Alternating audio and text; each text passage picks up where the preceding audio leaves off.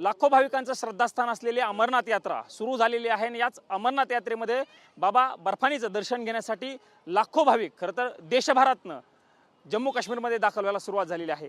महाराष्ट्रातील काही भाविक याच बाबा बर्फानीच्या दर्शनासाठी जम्मू काश्मीरमध्ये आलेले आहेत आणि सगळे भाविक माझ्यासोबत आहे। आपण त्यांच्याशी बातचीत करूया। नमस्कार, स्वागत आहे TV9 मराठीमध्ये आपलं। आपण कुठून आले? अहिल्यानगर, महाराष्ट्र। अच्छा, महाराष्ट्रातून आले। काय भावना काय आहे तुम्ही दर्शनासाठी आलेला आहात? बाबा बर्फानीचं दर्शन घेण्यासाठी। दर्शनासाठी तुम्ही आलेला आहात, त्याच्या भावना काय आहेत तुमच्यामध्ये? की सगळं व्यवस्थित होऊन दे, आमचं दर्शन यात्रा जी काय ते व्यवस्थित आम्ही सुखरूपवरती जाऊन देऊ आणि व्यवस्थित खाली उतरून पुन्हा आपापल्या गावी जाण्यासाठी। दादा, तुम्ही कुठून? तुम्ही सगळे नगरचेच का? अच्छा, सगळे नगरमधून चालेल। मला एक सांगा, तुमचा कॅम्प कुठून आहे आणि कधीपासून सुरू होतो? आमचा जो कॅम्प आहे तो पहलगाममधून दोन मार्ग असतात अमरनाथ यात्रेसाठी। एक पहलगाम मार्ग आहे आणि एक बालटालचा मार्ग आहे। पहलगामचा मार्ग हा पारंपरिक मार्ग आहे आणि त्या मार्गाने आम्ही जाणार आहे। आमचे अजून 18 जण ग्रुप रेल्वेमध्ये आहे, तो सध्या इथं उद्या संध्याकाळी पोहोचणार आहे। तर आम्ही त्यांच्यासोबत मग वर चढणार आहे। ते सगळे अनुभवी आहेत, त्यामुळे आम्ही त्यांच्यासोबत जातो। आमची ही पहिलीच यात्रा आहे। नौखे आहेत असं म्हणू? हो, नौखे एकदम। हो, मनात भावना काय आहेत सध्या? मनामध्ये एकदम उत्सुकता आहे आणि अतिशय छान वाटतंय। काश्मीरमध्ये आलं, आपण जे म्हणतो की काश्मीर जे आहे ते धर्तीवरचं एक जन्नत आहे, तर ते स्वर्ग म्हणतो आपण धर्तीवरचा, तो अतिशय खरोखर आहे आणि एकदम तोच अनुभव आहे एकदम। 7 लाख भाविकांनी खरं तर यावर्षी नोंदणी केलेली आहे। 2 दिवसापासून खरं तर यात्रा सुरू झालेली आहे। तुमचा कॅम्प कधीपासून तुमची सुरुवात कधीपासून आहे आणि किती दिवसांचा हा सगळा तुमचा प्रवास? हो, आता ही जी सगळी प्रोसेस आहे ना, हे अमरनाथ यात्रा श्राईन बोर्ड डिसाईड करतं। त्याचे तुम्हाला स्लॉट दिले जातात। एका दिवसात ठरलेले भाविकच वर जाऊ शकतात, हे गर्दी होऊ नये म्हणून। आणि आम्हाला 5 तारखेला रजिस्ट्रेशन मिळालं आहे आणि त्यानुसार आम्ही वर चढण्यासाठी सुरुवात करणार आहोत। उद्या संध्याकाळी सगळे आमचे जेवढे काही भाविक आहेत ते सगळे येणार आहे आमच्यासोबत आणि मग आम्ही उद्या त्याच्यानंतर 6 तारखेला सकाळी सुरुवात करणार वरती जाण्यासाठी। उद्या पहलगाम बेस कॅम्पमध्ये मुक्काम आहे आमचा आणि परवा दिवशी म्हणजे 5 तारखेला आमची यात्रा सुरू होती। 2 दिवसाची यात्रा आहे।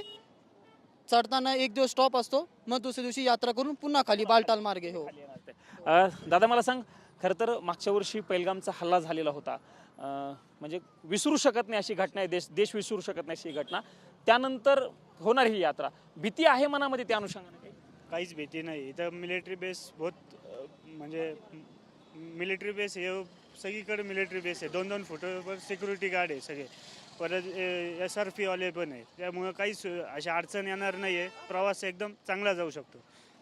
बाबाकडे काय मागणी तसं काय नाही, आमचा प्रवास वगैरे ठीक व्हावा आणि बस तेवढीच इच्छा आहे की तुमच्या तिथं दर्शन वगैरे व्हावं, बस। तुम्ही सगळे महाराष्ट्रातून आलेला आहात, महाराष्ट्रामध्ये अजून पाऊस म्हणावा तसा पडलेला नाही। तेच आम्ही एक तर ट्रेकर लवर्स आहे पूर्ण, तर पाऊस वगैरे पाहिजे, जरा हिरोड वगैरे जरा चांगले झाले पाहिजे, सह्याद्री वगैरे येते आणि महाराष्ट्रामध्ये पाण्याची थोडी कमी येते, तर तेच इच्छा वगैरे तेच असेल। सगळं शेतकरी पावसाची वाट महाराष्ट्रात बघतात, बाबाकडे तशी काही मागणी करणार आहे? हो, नक्की। शेतकरी म्हणजे आपला बळीराजा आणि त्याच्यासाठी पावसाचं जे काही थोडंसं आपलं लेट झालं आहे, शेतकऱ्यांनी बिया पेरल्या पण ते वेस्ट झालं आहे त्यांचं। आता त्यांना पुन्हा एकदा पेरणी करायला लागणार आहे आणि बऱ्याच जणांनी केली आणि पावसाची वाट बघताय।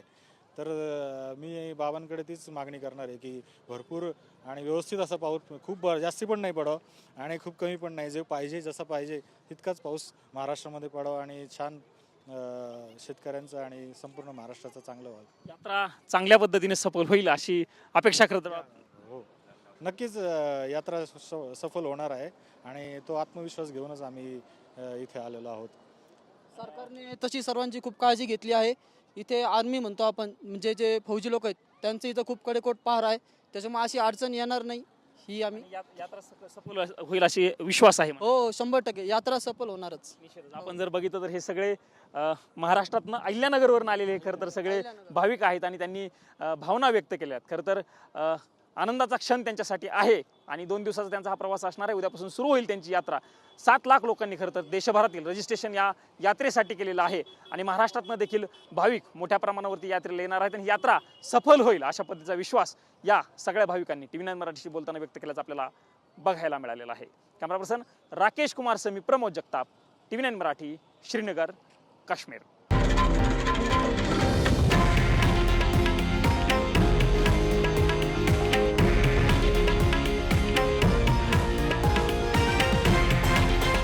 हे आहे देशातील नंबर 1 न्यूज नेटवर्क आणि आपण पाहत आहात TV9 मराठी, एकमेव.